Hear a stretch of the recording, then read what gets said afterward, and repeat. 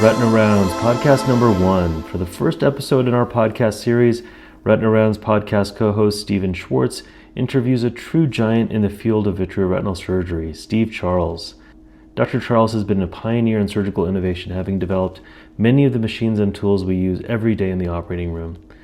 In this interview, Dr. Charles talks about his path in ophthalmology, shares insights on the early days of developing a modern vitreoretinal surgical platform, and provides valuable clinical pearls for both comprehensive ophthalmologists and retina specialists. The interview is peppered with many interesting anecdotes, which I'm sure you're really going to enjoy. Let's check it out.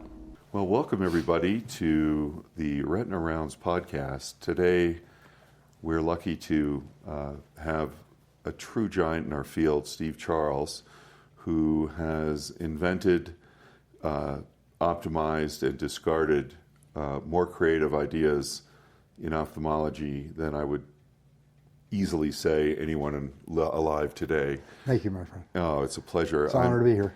Thanks, Steve. It's a real honor for us to have you here, and appreciate it. I can say that our friendship over these last 35 years has been so meaningful to me, and to me as well. Thanks. I really appreciate it. So, I would like to start off by asking you something a little bit unexpected, which is tell me about your childhood and how you ended up in ophthalmology.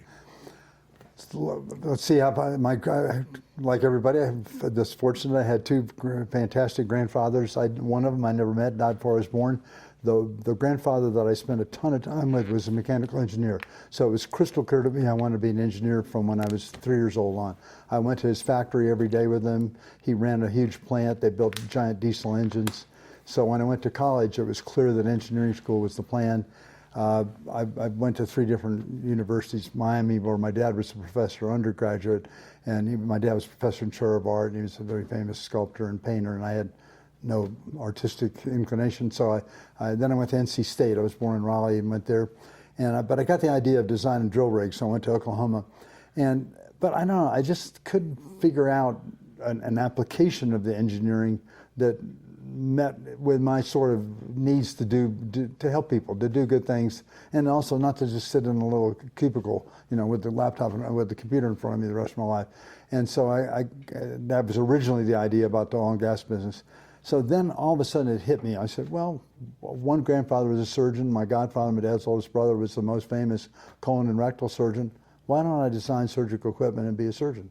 And so I didn't have any money in college. So on Friday mornings, I would go to the library and read and medical journals and just kind of skim through them and try to learn a little bit. And so I decided before I went to med school in hometown in Miami, I literally decided it would be neurosurgery, ENT, or eye. And I lived in the VA. I didn't have any money, and so I went and watched people operate. And the guy I met, Dave Sim, who's an Olympic gold medalist, and he was a third-year Bascom Palmer resident. And he was Olympic gold medalist in 100, 200 meters, superstar wide receiver, baseball player, and of course track star at Duke, and a Bascom Palmer resident. And he took me under his wing, took me to the OR, and said, you're going to do a cataract on a VA patient, a freshman med student. So I put the sutures in, and he took the lens out, and I put the sutures in. And I operated on a bunch of animals in the VA surgical lab. So I started hanging out Bascom Palmer 3 weeks into medical school, and 3 months into medical school, Edward W.D. Norton, who founded Bascom Palmer, gave me an indirect ophthalmoscope. And when the guy that was at the time dean of the med school, founder of Bascom Palmer, and such a prominent guy and leader, gives you an indirect, it's clear that you're going to be a retina surgeon someday if you can make it. And so at the end of my second year of med school, he called me in his office and he said, I want to plan your summer research so it's meaningful, but I want to talk to you about something else first. And I thought, man, I'm in trouble. And he said, listen, he said, do you want to do a residency here? Yes, sir, Dr. Norton. And he said, do you want to interview at other places? I said, only if you want me to. He said, we had a faculty meeting, you're accepted. So I was accepted to the residency program. Before, even then they had a matching program, but if they had a faculty meeting, he said, you're in. And, well, he had good judgment. Yeah, I appreciate it. So Norton is, I attribute an awful lot of the opportunity to Norton, and he was just phenomenal. And when you think back to your mentors, obviously those in your family, but I only got to meet Dr. Norton a few times, and he was so charismatic and magnetic in and his, humble. And that was he. used to say things like, greatness only comes if you're around other great people or supported by great people. No question. Big teamwork guy, big standing on the shoulders of giants guy. What did you learn from Ed Norton that you took away? If you, looking back now, such a giant influence to what people do all over the world for their two famous eyes. people there, Bascom Palmer, kind of crossed an ethical line a bit, and Dr. Norton reeled them in, and in one case a very private way, another case a rather public way, and didn't fire them, but said, I'm going to inject medical ethics and compassion into this creative person's world, and saw all their patients with them. Now, so, I mean, it never occurred. And saw all the patients with them. With them. Wow. And because he said, I want this creativity to occur, but we got to take care of the patients and do the right thing and be honest with the patients, tell them the real risks, etc. And it's an extraordinary thing. So he truly cared about each and every patient. Resident, didn't matter if they made money, didn't matter if they're a celebrity, cared about all of them. And that it was instilled in all of us. It was crystal clear that patients come first. Integrity is destiny. That's exactly right. And then hard work. He would show up at 5:30 in the morning to draw retinas, and then he'd be over at 11 o'clock at night meeting about a new research lab or hiring PhDs in vision science or whatever it might be. So you did your residency at Bascom, and where did you go then? Well, when at Bascom something happened that was just purely fortuitous. It was the first residency program to do IOLs, and all the seniors in my group wanted to do them. I said, y'all can have them. And I said, I'll do your vitrectomies and buckles. We hate them. You got it. And then there was the two famous plastics guys, and then all the skin cancer in Miami. So I gave all those away in exchange for doing vitrectomies and buckles. And then they changed from the second-year resident to the third-year resident doing retina. So I got dual rotations. And then Norton was out with C-spine problem, and Gass was on sabbatical. So I did all the faculty buckles by myself. Or with the fellows. And so I got a ton of experience, and then I got in the NIH and built their vitrectomy program. So I didn't actually do a retinal fellowship. So I had 2 years at NIH. I was a fellowship, but I was my own fellowship director. Fair enough. And built the vitrectomy program. Fair enough. What were the vitrectomy instruments you were using? When I went to NIH, we started with Machermer's Visc, but I immediately transitioned to the Duvas rotor extractor, and then when I was my first year in practice after 2 years at NEI, a sales rep that detailed a bunch of different stuff for even different specialties, he said, there's this Berkeley machine, the Accutome 800. I said, I know about it. And everybody, all the Machermer's disciples, if you will, had dissed it. And I said, that was really interesting. Get me one. And so I started being an advocate for the Accutome 800, Metcon O'Malley, started doing Accutome courses. And then when CooperVision acquired them, I invented the Accutome 8000, and Connor was very complimentary about it. Instead of feeling like his thunder was stolen, I always gave Connor O'Malley, and rightfully so, a ton of credit. And so that was the first linear suction machine, and the first machine, so we pushed the pedal down farther, more vacuum, which is on every phaco and vitrectomy machine in the world. And so it had the first sidekick for turning frag on and off and cutter on and off. And so I invented that. And that's really, then at about the same time frame, I started endophotocoagulation and hand-built the first one. And I also started real-time grayscale B-scan and hand-built the first one. So besides the vitrectomy machine and the foot pedal and linear suction and endolaser and real-time grayscale B-scan. Real-time grayscale B-scan. Was there anything, those are giant contributions that are pervasive today, but what was that your first? What was your first invention that actually came to? At NIH, I invented a chin switch that drove the X, Y in the microscope and focus, because I wanted to free up a foot so I could have 1 foot for vacuum and 1 foot for another function. And then I invented fluid air exchange and air gas exchange and scissors delamination and forceps membrane peeling and retinectomy. Yeah. All of that stuff came later, though. But what was first? About a year later. What was first? I guess endophotocoagulation was first. Wow. But about the same time, chin switch, and then invented a rack and pinion drive where you held a syringe backwards in your hand, where the the Lurlock was at this end, and you could, with your fingertips, run a syringe really nicely. So when we had a roto extractor in one hand, we could drive our own vacuum instead of somebody else doing it. Isn't that incredible? And so when you left the NIH, where did you go next? I went to Memphis, Tennessee. There was a guy that I practiced with for a while. It turned out to be a bad actor, but I had high volume. I did 900 vitrectomies the first year. So let's talk about volume for a second, because I remember some volume firsthand, seeing some of your volume. But let's just talk about, you've been in practice now for 5 decades? Yes, sir. July 1st will be 50 years. 50 years. How many vitrectomies do you think you've done? Around 46,000. 46,000 vitrectomies. And that was what, yesterday? So that's pretty impressive. So you moved to Memphis, you went into practice with somebody who broke Norton's rule of integrity. Yes. You figured it out. How did you extricate yourself from that? I left after about 8 years of trying to intervene and be kindly to employees and patients that got screamed at and people that got taken advantage of. And I finally said, I just can't fix this person. I need to get out of here and start over. I didn't have any money.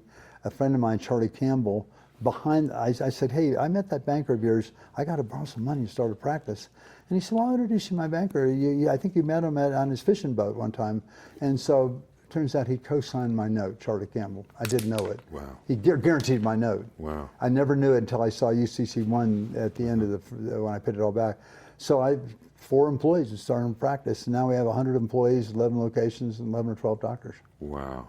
Wow. And I'm not a practice builder by nature. I mean, I'm not an MBA type. I'm not good at coding and billing and reimbursement and all that kind of stuff. It's just I'm focused more on product development and technique. And quality. Yeah. We've had the pleasure of sharing a lot of patients, and yours are always on, which is true.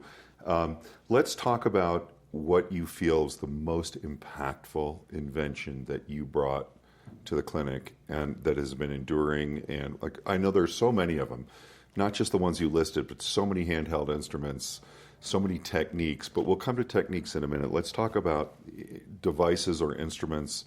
Is it the collaboration with Alcon over the years and these modern vitrectomy sets? Or Sure. The Unity VCS, Alcon's new machine, which was FDA approved in July, I've now been using it for several months, and it'll be launched officially in April. That machine is my 5th generation machine. So first was the Accutome 8000, then the mid-labs. The mid-labs was an important point because that's the first disposable cutter. And then Alcon bought them. Then I didn't like the transaction, how it worked, and because people that are no longer with Alcon. But so I started Innovision in Orange County, not that far from Alcon's R&D facility, and we built what became Acurs and Constellation. It was called the OCM.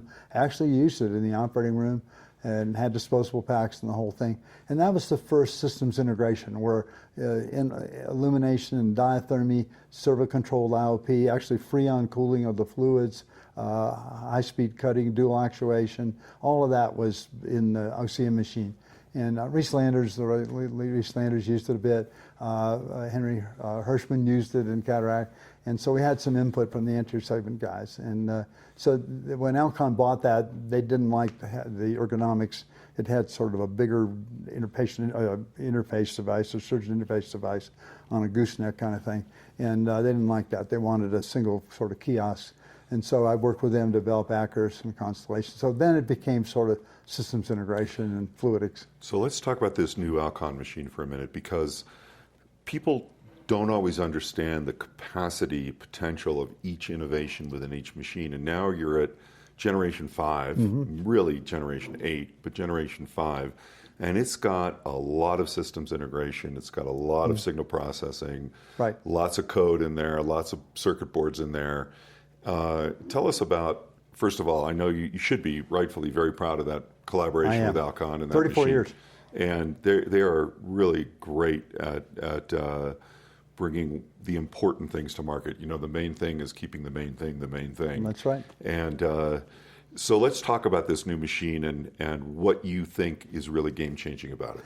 The part that I invented, I think, frankly, without bragging too much, is I think the game-changing. The part I specifically invented is the fluidics idea. So I wrote a PowerPoint for the engineering team, and the two guys that ultimately got it going, they didn't finish the project up, others took it over. But I said, no air over fluid infusion, no air over fluid vacuum, no pneumatic cylinders operating pinch valves, rotary valves only, that are high-speed motors directly controlled, and we have to have real-time pressure sensing on the and on both the aspiration and infusion circuits. So it's vacuum sensing on the aspiration circuit, and so we had both pressure, extremely precise pressure and flow sensing on both sides of the circuit. So dialing down the engineering lingo for a minute, for the general ophthalmologist or the general retina surgeon, what does that translate to in the OR for them? In the cataract surgeon, it means less capsular ruptures. With the retinal surgeons, I think it'll mean less iatrogenic retinal breaks. There's less pulsatile vacuum. There's 30K cuts per minute. And I've been a major advocate of faster and faster cutting rates over the years, and we've proven that in the lab to be better.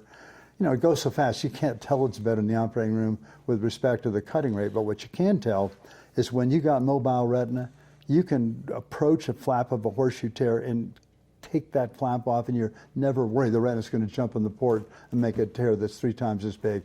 When you make a drainage retinotomy, if you want to make one that's 200 microns, you can make a 200 micron one and not gobble up retina around. And how about for the cataract surgeon? But the cataract surgeons, it's about you can't collapse the anterior chamber. You're not going to have the iris, the lens diaphragm come forward, and therefore you're going to have less risk of PCR. And that's a big difference from what they're using now? For sure. It's way better than the Centurion. It's much faster response time, and plus it has 2 resonant frequencies on the phaco, so it literally is twice as fast on the phaco side. And do you find, and this is something I really don't know the answer to, because of that dual resonance, does it emulsify the lens not just twice as fast, but are there parts of the crystalline structure that are more amenable to different frequencies? I think we'll find that out. Not being a cataract surgeon, I don't want to opine on that, but my guess is it will be exactly as you say. That's interesting. Well, given that we're here at the veil vitrectomy meeting and you've got your ski clothes on and I've got my beanie on here, tell us a little bit about the history of the veil vitrectomy meeting. You're one of the original members. Maybe the last of the original members. Well, a couple of the rules they were made by Mockemer, who was very Germanic and very OCD. You know, if the meeting starts at 6:30, that didn't mean 6:32; it meant 6:30. And so, invitation only. That makes a difference. B, no pharma. Our meetings are dominated by talks written by statisticians and scientists at pharma companies. Very useful. Pharma's made a dramatic change in our field. I mean, the most important guy in ophthalmology is Napoleon Farrar, and he's a GYN oncologist after all, and that doesn't do medicine. And so pharma's huge, but our meetings are so dominated by pharma, it's nice to have a surgical-only meeting. Invitation only, surgery only, required attendance even to the dinners, so there's a lot of social interaction. But it's not about a social meeting. There's lots of content that's supposed to be new, and it's a little more subdued in recent years, but you're supposed to have real discussion where people feel comfortable walking to the microphone and challenging the speaker instead of saying, oh, that was a very nice presentation. You know, yeah, great. Well, sometimes you feel that people are completely wrong. Say so. Right. Yeah, say so. Right. Well, I can tell you that having been fortunate enough to be coming here since the 90s, when Vail was already well established, I got shot down and shredded at the podium multiple times, and I felt good about it because I learned so much. You did. And everybody was so good to me, and I knew that if I ever gave a talk at Vail, and luckily I haven't, where nobody got their back up, that it either wasn't innovative enough, and I wasn't going to get the benefit of the really great interaction. No, it's critical. So as you look back on your Vail presentations, does one stand out to you that you remember as being the most controversial? Because the truth is, you'll never say this, but you were right, and when people disagreed, they came to figure that out later. But which one of your Vail presentations really got people pissed off? I don't know if it's a presentation, but maybe just my commentary from the floor. I've been anti-buckle for a long time. Why? One, the Cochrane Review, numerous papers have shown that it doesn't add anything to vitrectomy. So the opinion it supports the vitreous space. Is that like bee pollen supports your immune system or what? You know, that's a GNC tagline. I don't get it. But let's talk to the anterior segment surgeon. Did they work their tails off to address ocular surface disorder? Yes. Does that occur in buckles? All the time. Did they do a 360 perimeter? Do they open the conjunctiva 360, trap the muscles, and then do poor job of conjunctival closure, so therefore they get an ocular surface disorder? Big time. Do they scrape the epithelium when they do? Big time. Do they get persistent corneal? Big time. What about refractive errors? Our refractive cataract surgeon works so hard to get it right. Then people say, well, I'm a retina surgeon. I just feel better at night if I encircle. So what's the refractive outcome? It sucks. So you have LASIK or PRK, and then a guy encircles you, and now you're -3 or something again? After you, really? So I remember these battles between you and Buzz Krieger and Jack Coleman, and they were the good old days of Tom Auberg. They were just incredible meetings, and it's picked up a little bit again today, at least this morning. It got a little saucy, which was nice. You mentioned something really interesting to me, and I hope to our viewers, which is the relationship between the retina doc and the anterior segment surgeon. And as we democratize care with the instrumentation that you've innovated and make it easier for surgeons to really protect the outcomes of their patients, how do you view the scope of practice of the anterior segment surgeon? You know, we've talked about this a lot, Steve. So should an anterior segment surgeon do a vitrectomy? Should they do a floaterectomy? Should they do, let's start with an easy one before we get controversial. What do you think an anterior segment surgeon should do before they put in a premium IOL? I think that every single patient, premium IOL or standard IOL, needs to have OCT. I've been an advocate of that for over 10 years. Pre-op, every single one. Because everybody knows about refractive surprises. I had a cataract surgery in both eyes by a very famous guy. I'm a +175 at both eyes. Think refractive surprise. But that's not the whole thing. If you nail the refraction, then the patient has 20/70 vision. Are they happy? They're not happy. And why do they have that? Lamellar macular hole, central serous, with all the steroid use that people have today, whatever it might be, early AMD, an EMM. All these things, when you're trying to do indirect ophthalmoscopy and see those with a cataract and you're a cataract specialist, you're not going to detect those things pre-op. So early OCT, how about peripheral retinal exam? That's the other crucial piece. And Optos is necessary but not sufficient. It's very helpful. Problem is that lids and lashes hidden at the 10 to 12 o'clock position, 10 to 1 o'clock position or so, inferiorly. Look at the fundus with the indirect. I remember presenting the first Optos when we developed it. I brought it to Vail and got eviscerated for just that reason. And it's true. It's proved to be right. It was a valid criticism. So let's, peripheral retinal exam, macular exam, documented. And, crucial. And what about for the comprehensive ophthalmologist or the general ophthalmologist who encounters vitreous during the surgery? What do you tell your referring docs to do? This is something I've worked on for a long time. It's a pet subject of mine. I teach that at Q. I went to every ASCRS meeting, even though I never do cataract surgery. I don't do combined phaco-vit, for example. And what have I taught? One, never, ever, ever use a cellulose sponge. Because of wicking and because of lifting to cut, obligatory traction. And people say, well, as long as you get the vitreous out, it'll be okay. No, it's not okay. That's Kastner's teaching. It's wrong. Intraoperative traction is bad news. Don't pull in the vitreous. So throw your cellulose sponges away.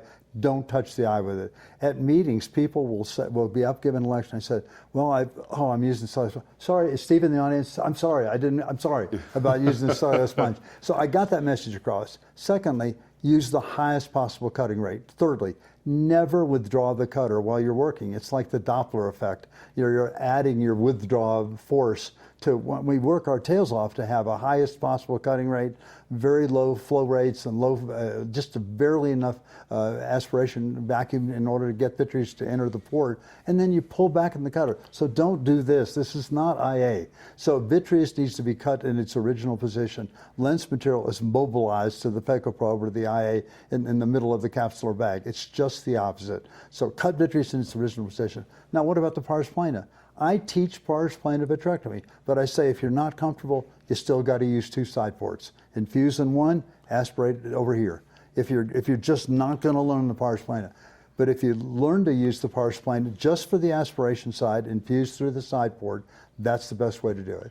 And I think they should know that. Now, does that mean that they should go take asteroid out? Asteroid hardly ever causes visual loss. Do an OCT and you'll see it's really the Well, macula. and as Bob Foose showed, patients with asteroid almost never have a PVD. And so, Good point. And so when you go to do, first of all, be very careful if you're going to step across into the posterior segment. No question. But if you go to the posterior segment, you want to be really certain that you've documented that there's a complete PVD before you get started. Absolutely correct. Let's talk about something else that I know you've had strong feelings about before, and that's the iris. So when the iris is playing games with the surgeon, what was your saying? You mess with the iris, it will what? Well, it's like all sphincters. It gets irritated when you mess with it. So don't mess with the iris. And that includes, what do you tell your anterior segment colleagues to avoid doing with the iris?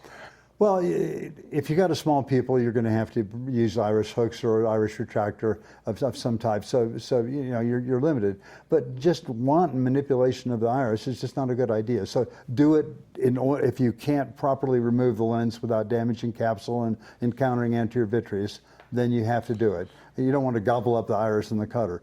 But short of that, don't electively just put hooks in everybody and be cavalier about it. That's the point I was trying to get from you.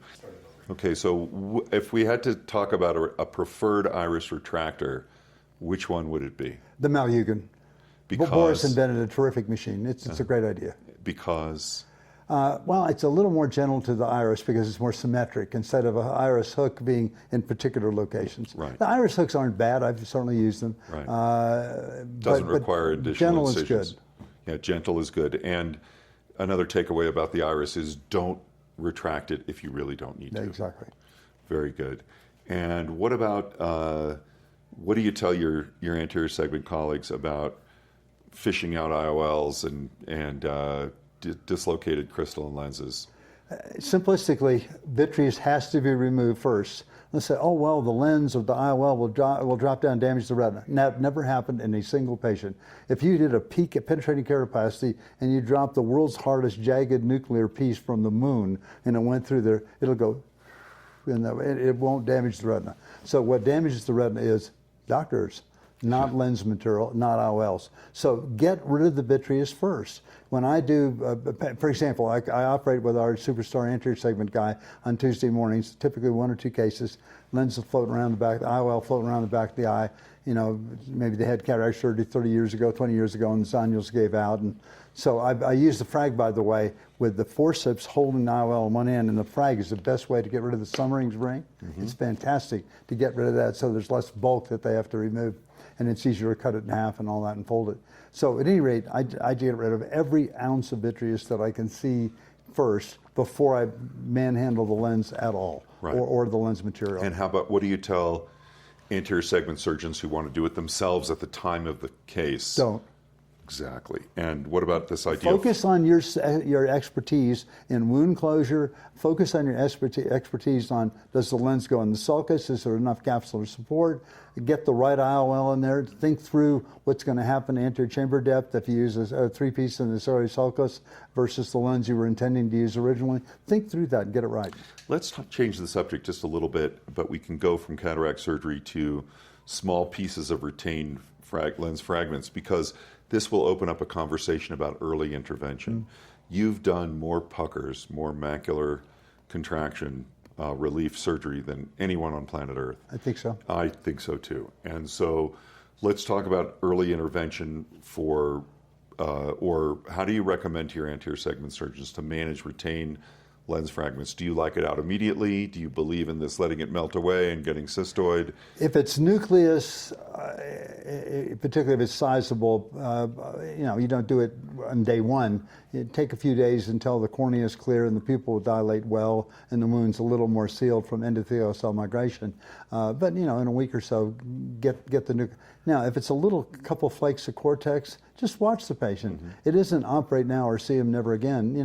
It's okay to have him but come back every even twice a week if you want, and just see, instead of saying, oh, every piece of lens material is going to cause glaucoma and uveitis, therefore I must do emergency surgery. And where do you Not fall? true. Where do you fall on when do you recommend new cataract guy in town, new person in town, and they meet you and they're in the presence of greatness and they want to know if I am unlucky enough to have a complication like that, and I think they're going to be okay watching them. Do you want to see that patient anyway to help support the anterior segment surgeon? Always. Always. So I agree. Always refer if you're the anterior segment surgeon. Your retina doc will protect you. And the retina doc needs to tell them, this is built into this very delicate procedure. It is not because of your surgeon lack of expertise in any way, shape, or form. It happens to every surgeon, no matter how experienced they are. I always tell them that. Right, and always send the patient. Always have that good relationship.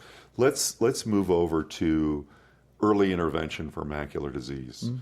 So I remember one morning. You picked me up at the airport in Tennessee at 5:45 in the morning. My flight from Europe had connected in, and I got in the car, and you said, I just rebuilt this BMW. It goes fast. And you drove me to the office, and I was scared to death, but we made it. And you and Reese Landers were seeing patients, and it was so long ago that you had just closed the first few macular holes.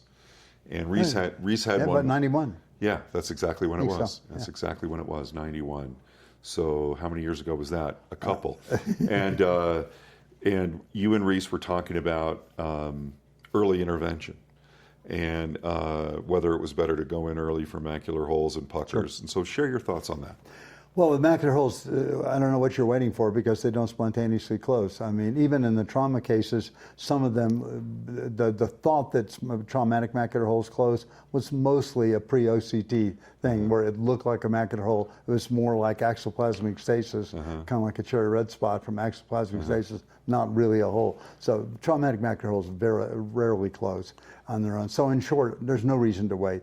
Lamellar macular holes, if they're symptomatic or they're starting to develop schisis surrounding the hole, I go ahead. With lamellar, if they don't have any metamorphopsia and there's no edema or anything around the lamellar macular hole, then I'll follow those.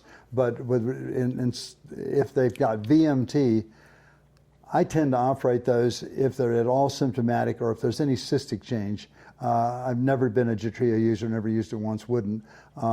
With respect to epimacular membranes, the notion that they go see the doctor and they're 20/40, and the conservative surgeon who maybe doesn't have great hands, he'll say, the vitreoretinal surgeon will say, well, it's just a matter of time until it gets worse and worse and worse. That's not their natural history. The natural history is to develop over a month or two's time, usually a month, and then stabilize. So if they're 20/40 and they're symptomatic, I operate on them.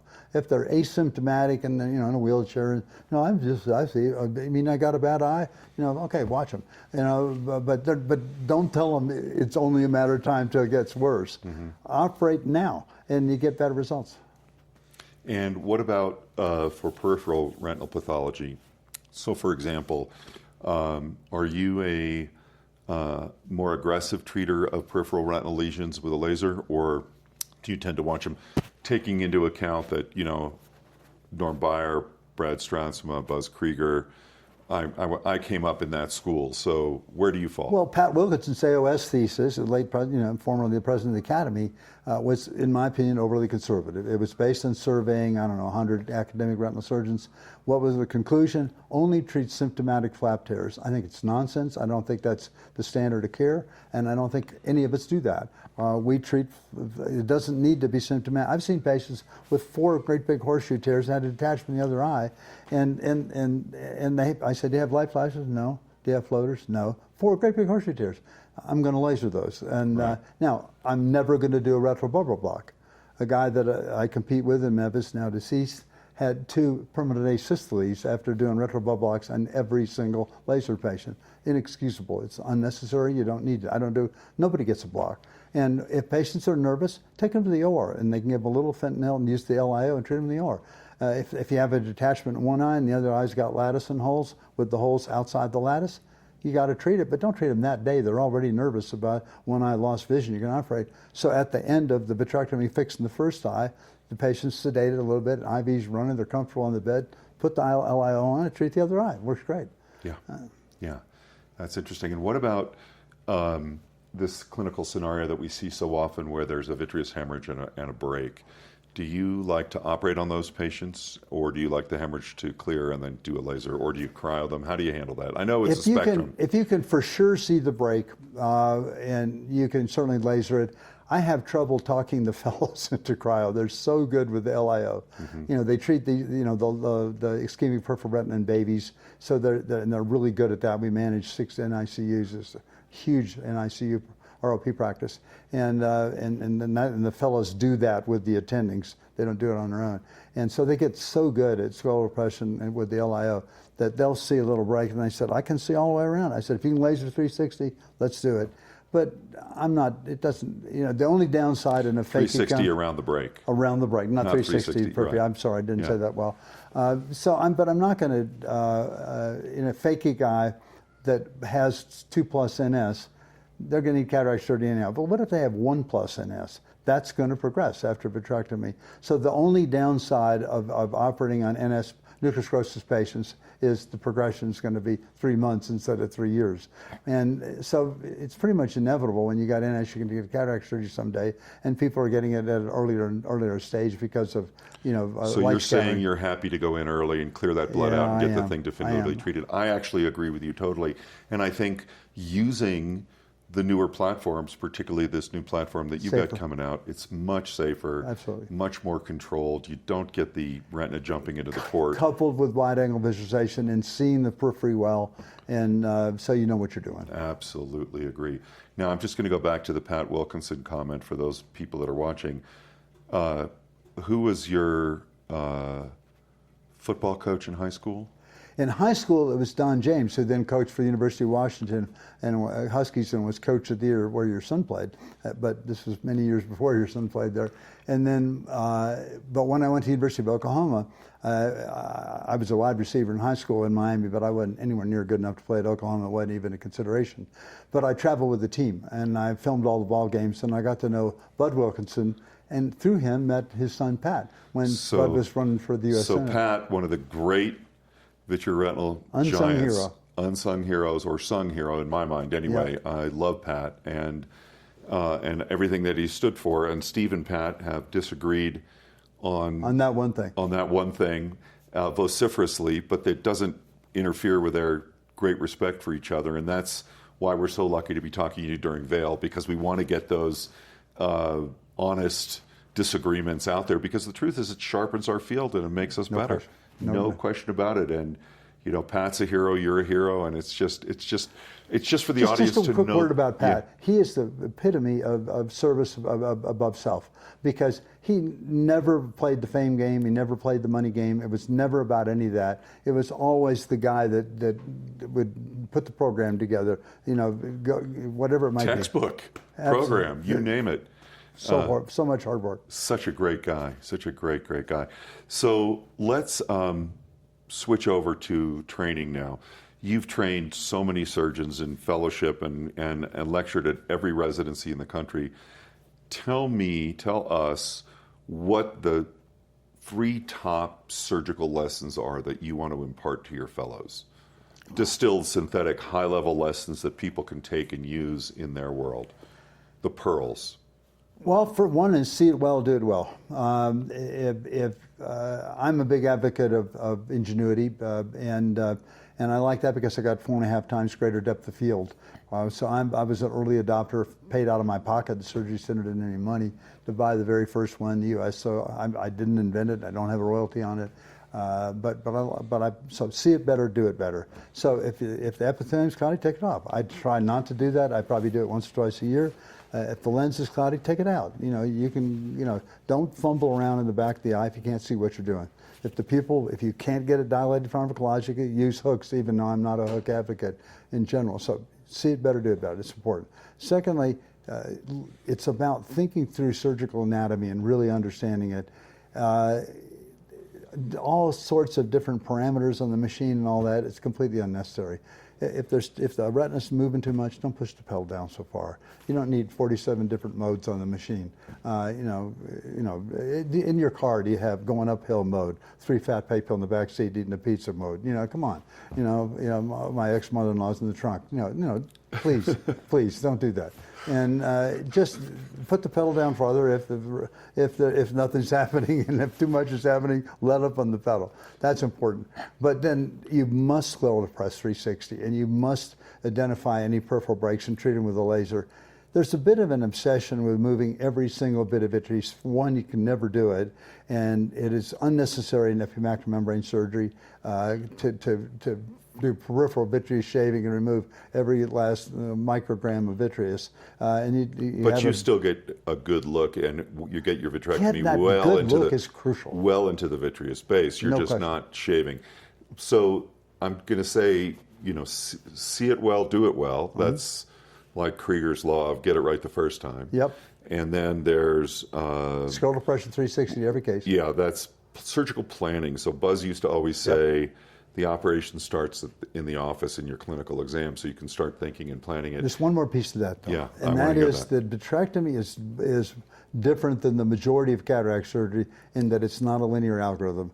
Being able to think on the fly and switch techniques. I mean, I've, for example, had situations where all 3 instruments were in one quadrant. We got to the OR, got a little look, said, wait a minute, that choroidal's bigger than I thought. I can't do anything in the nasal side. I'm going to put I've actually held 2 instruments, one there and one there in one hand, and then held another one there with everything on one side. So be flexible and think through different ways of handling things instead of saying, well, I always do it that way. Well, I got news for you. There's a tremendous variety of pathology. A simple example, you screw up in a patient with pre-op hypotony and infuse into the suprachoroidal space. I've seen famous surgeons, when I was operating at meetings, abandon the patient on the table. Completely inexcusable. Put a needle through the conjunctiva into the subretinal space, into the suprachoroidal space rather, and drain it out and start over and put an infusion cannula on the other side of the eye. Move it over, but figure out a way to save that eye. Don't just hang it up. You ding the lens. Take it out. Yeah, learn how to do a lensectomy. Right. Well, I can't do a phaco because there's a capsular defect. Well, don't do a phaco. Do a frag. Learn how to use a frag. So you've got to be creative, and so it's a multi-branching algorithm. Mastery of all the instruments at your disposal. Exactly, and techniques. That's great. Let's shift gears again back to invention. When my son Harry, who was in high school at the time, met you, you were one of the inspirations for him to study mechanical engineering. Oh, great. And he's gone on to do that. So let's just talk about your engineering career, because most ophthalmologists don't know about it. How many patents do you have? Over 500. Over 500 patents. And how many patents in medicine that are not used in ophthalmology, so neurosurge and everything else?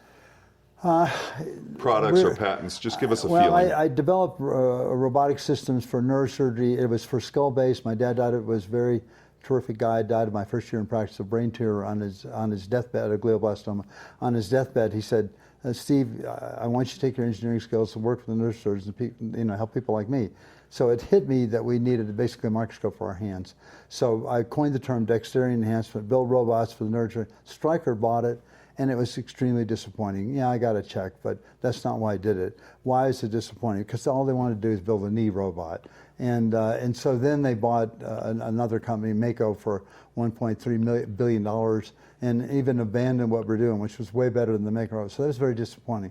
So I have a lot of patents on neurosurgery and spine. I've got over 30 with our company, Camplex. And that we didn't have very good investment banking, certainly not a skill set of mine. So there's a fair amount of neuro and spine and ENT, easily 50, that are not really being utilized, which is disappointing. Because I did it to help the patients. Well, and I think it did help the patients, even though they may not have used your best way forward. It still was the icebreaker. Hopefully. And I think so. So we've talked about your journey. We've talked about what's important in vitreoretinal surgery. We've talked about how you communicate with the cataract surgeon. If you were to look into the camera at a budding retina surgeon, what's most exciting for you now, and what do you want them to focus on to learn to become a successful VR surgeon? I think that in America it's very different than international. Why? Because medical retina is separate in most other countries. So the most famous surgeons, the highest volume surgeons in Italy and so Germany and so on and so forth, don't do any medical retina. So in order to practice efficiently in the United States, unless this changes, you've got to be on top of pharma. How do we differentiate ourselves for comprehensive ophthalmologists? How do we differentiate ourselves from ODs if they get to inject at some point? If you really understand the molecular pathways, Peter Kaiser publishes that thing where that big fold-out map, on one side is dry AMD and the other side is wet. There's 40, 50 pathways with different target molecules. You can't learn all of it, but do the best you can. For example, I'll ask anterior segment surgeons, which anti-VEGF you drug? Well, it doesn't matter, they're all the same. Excuse me, you don't know the difference? Lucentis is a fantastic 4-week drug, and a biosimilar for Lucentis is going to be a 4-week drug. You don't get it, that Vabysmo is an 8-week, sometimes 12-week, sometimes longer, 14-week drug. You need to know that. And so you got to learn pharma in order to see the patient. 90% of the patients I see, I'm looking at an OCT and doing an injection. So now on the surgery side, it impacts your time for the operating room to conduct today's vitreoretinal practice with that much medical retina. So you got to work harder to be a good surgeon, and because it's split up with so many doctors in these very large practices, run around to satellite clinics doing injections and OCTs. That I don't know, I can't earn money in the LR and traction attachment PVR. It's so hard. Somebody's got to operate those cases, even if you don't make a dime. You've got to do it. It's a ditch of responsibility. So you've got to study. So watching other people operate, going to surgical meetings where the surgery, something other than pharma is discussed, so you somehow maintain your surgery skills. Yeah, where do you see that? So Steve, we've talked about the past and the present. How about the future? Where do you see us going technologically? I think that a little bit like automobiles and airplanes, there's some plateauing of vitreoretinal surgical systems and techniques. For example, people love to talk about gene therapy for the biofactory approach. I'm not a fan. I think the RPE has other jobs to do that are very important. Nature's assigned at least 5 important jobs to the RPE. Probably 50. Yeah, more like 50. And when you say, by the way, would you please make a aflibercept? Well, it says, yeah, but I can't do any of that other stuff. And by the way, he's saying that knowing full well that I helped found the first company to create a biofactory for macular degeneration with a virus that makes a aflibercept back there. So I'm concerned that that's not going to be the answer. I've said this not publicly before, but I'll say it. I think that when we talk about the treatment, oh my God, the treatment burden. I'm stunned with, if you talk nicely to the patients and provide a good office experience, with how incredibly compliant they are. I'm stunned with how the patients actually come in. I've had patients come in and say, I'm sorry I missed my appointment for my injection last week, but my mother died. I said, I'm sorry your mother died. Really? Don't apologize to me. We need to help you. And so at any rate, the drugs that last 47 years after you inject in the eye is overemphasized. AI to interpret images. It's interesting, it's intellectually interesting, it's scientifically interesting, but has anybody demonstrated that we actually have a shortage of image readers? I don't know. And let's say, it's for developing countries, we don't need it in the U.S. Okay, well, who's going to actually treat the patients that you identified, and where the dollars going to come from to go to rural India or rural China and help people that have DME or AMD? Well, let's just go to rural California and rural Tennessee. Who's going to do that? Yeah. Where's the money come from? That's right. And so I'm more concerned about the cultural aspects there. Diabetic retinopathy is not going to be the growth that we thought. Why? Because of semaglutide agonists and CGM, continuous glucose monitoring, with all the TV ads for that. Every patient now knows their A1C. People with an 8th grade education know their A1C when they come to my office. 3 years ago, nobody ever heard of it. What's your A1C? What's that? So I don't think that we're going to see a growth. Dry AMD, we don't have an effective treatment. PBM is probably going to be better, I think, than complement inhibition. Complement inhibition is barely helpful, maybe. But to have injections, maybe you're going to live 15 more years. I don't know. We got So a ways to go. what about on the device side? Anything thrilling you besides the new machine from Alcon? Oh, besides the new machine? Well, yes. Unfortunately, because intellectual property, I can't detail it, but I'm working a lot on better visualization in the operating room. And that doesn't just mean more pixels. It doesn't mean AI. It means better photonics principles. I have a patent that issued on adaptive optics with time sequential color and polarization control. And I'm working hard on doing a far better job of now seeing. I have an important question for you. When was the last time you slept 6 continuous hours? Oh, when I was a baby. Yeah. Doesn't sleep. Every Thursday afternoon now, because I used to operate all day every Tuesday and Thursday. Now with Young Associates, I have a half day and all day Tuesday and a half day Thursday. I do engineering Thursday afternoon, all day Friday, all day Saturday, every holiday, early in the morning until late in the night. I don't go to vacation. Haven't done that since '96. I don't watch movies. I've never seen one in 30 years. I don't go to concerts, ball games. I study. I started mechanical engineering. Most of it's electronics, and in the recent 5 years, it's more photonics.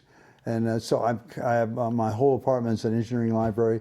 I sit at my laptop 12 hours straight, get up, drink a meal replacement shake for lunch, sit back down, go to work. And so I've taught myself photonics, and so I'm working hard in that space. All right, let's talk about flying planes. When did you first fly? I actually didn't fly an airplane until about 1981, 82. When the air traffic,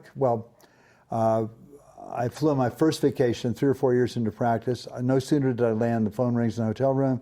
There's a kid with a giant brake. I'm sending the King Air to get you, bring you back. So the King Air comes, picks me up. I sit in the right seat. You want to take the yoke? Sure. So within a week or 2 or 3, whatever it was, Reagan fired all the air traffic controllers, and I was stranded somewhere. Bought a King Air with my ex-medical partner, and had professionals fly it. So every time my kids and wife weren't on board, I'd sit up front and they let me fly it. And I said, let's do this right. So now I have an airline transport pilot rating. I'm typed in the 777. I got 6 jet type ratings. I owned a Falcon 50, 3-engine jet.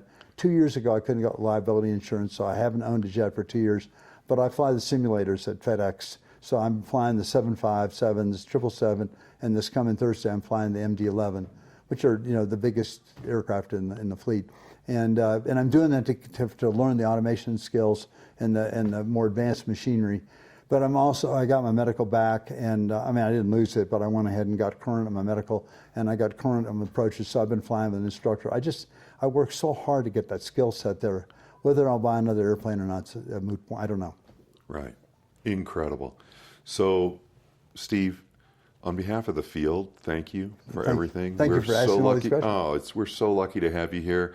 And I'm just going to end where we started, the point about integrity is destiny. And, it all goes back to our first mentor. I'm sure you feel tingly when you think about Ed Norton. I know I do. With Brad Stransma, Buzz Krieger. They're just such giants in our lives. And you can't. Hardest thing I ever did, other than bury my dad, was to give the Norton lecture.